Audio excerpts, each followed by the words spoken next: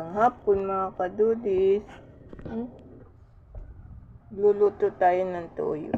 Ng togi. Bigay to ni Eji na nagtinda siguro yung manugang. At binigyan ako. Togi. Gigisahin lang natin ng kahit walang sahog. Wala tayong pambilin sahog eh. Lalagyan ko lang ng toyo tapos betchin. Saka asin. Kami naman kahit walang sahog, okay na yun. Basta may betchin asin lang. Kakain na natin.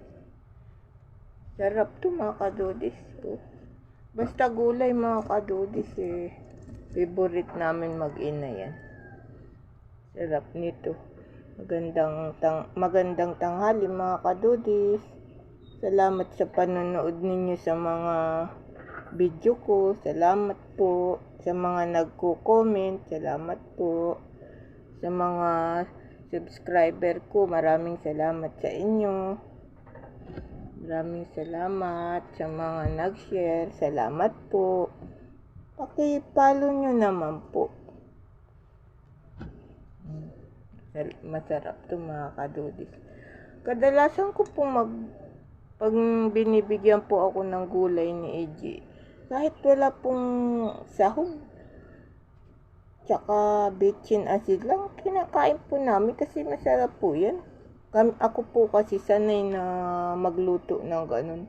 Kasi galing po ako ng Bicol, taga Bicol po ako. Sa amin po, kahit wala kang sahog ang gulay mo, makakaraos na. Sarap nito mga kadudis. Maraming salamat sa inyo. Salamat sa panonood. Salamat po. Paki-follow nyo naman po ako. Salamat po.